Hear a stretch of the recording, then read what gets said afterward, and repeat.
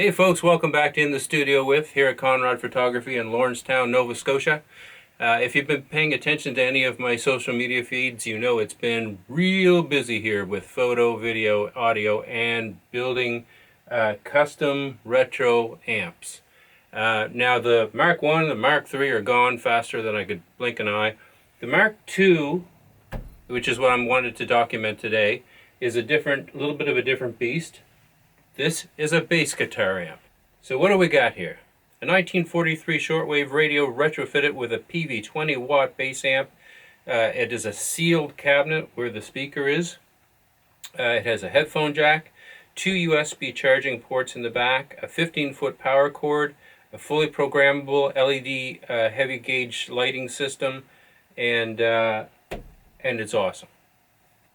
The crazy thing is, principally around here it's guitar amps, and if I'm recording bass, a lot of time it goes straight into the interface and via some pedals or a processor or whatever, but not often is there a bass amp in here. And one thing that I have discovered both in this studio and in the photo studio, there's a lot of gear in there, and bass amps make everything vibrate. So to turn it up in these rooms has been a challenge. But anyway, I have a couple clips of me noodling around my horrific bass skills, but a couple of licks that maybe you'll recognize. I'll stick them in here.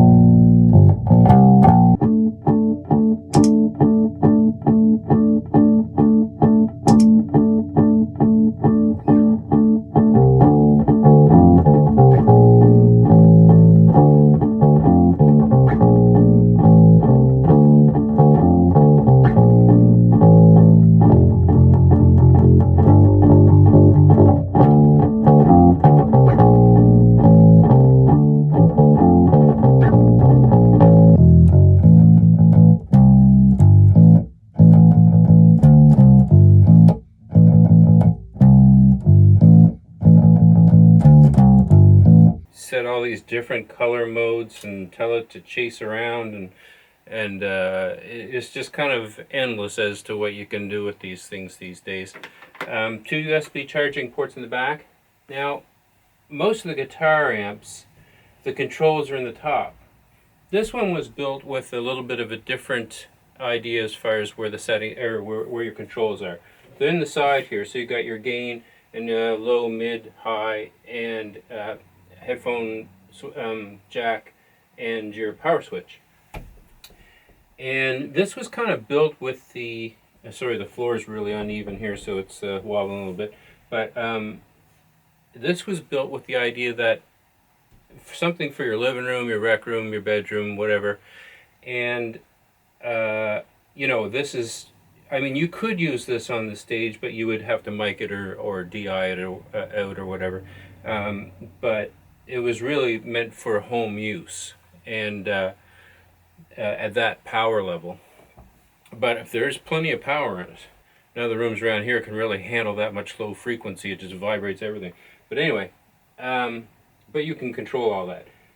But the control panel was put in the side here so that if you're sitting in your favorite chair noodling around with your bass, you didn't have to, like if you're in a comfy chair that's lower, you didn't have to get up to see where your controls are. They're right here on the side. You can see them very easily. At the same time, if you're standing up and you're playing, you still don't have to swoop down. You can still reach them here on the side. It's still very reachable. Yeah, it's just a little different approach to where the controls were mounted. And yeah, it's a great little rig. Once again, a little bit smaller speakers, so the cabinet is completely sealed, just like the original PV bass amp was. And let me tell you, that's a lot more work compared with a lot of the open back guitar cabinets. And it is not only built sealed, it's actually sealed with sealant. Completely sealed so that it's actually responding the way it was originally meant to in the the original PV base cabinet. So you plug in right here and you have all your controls right there. It's all good. It's rock and roll. Anyway, great little rig. If you follow Long Distance Traveler on Instagram or on this channel on YouTube, or if you go to longdistancetraveler.com and you click on the amps tab, you'll be able to keep up with what's coming out. And there is some superbly cool stuff coming up. The Mark IV is gonna be awesome. Anyway, hope you're having a good day. I hope things are going okay with you. Definitely challenging times that we live in. So keep her together. Keep that oar in the water. Take care. See you again soon.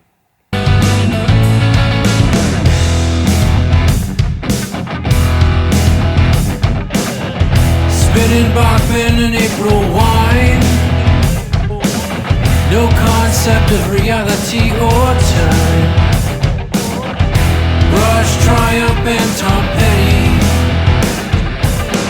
A million more, my mind was ready.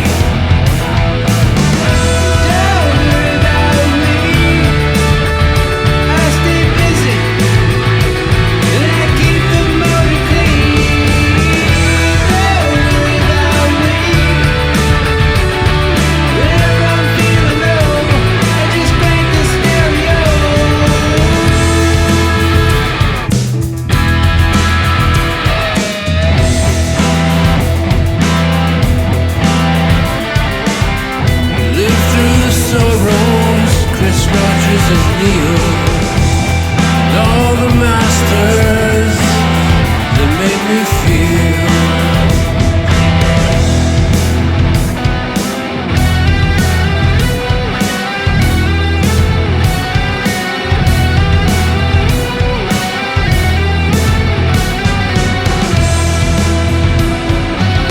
Through sonic highways and a million dots, I studied the heartbreak of those who rock, and it's a road that's far less traveled, with a world of heart and a pocket of gravel.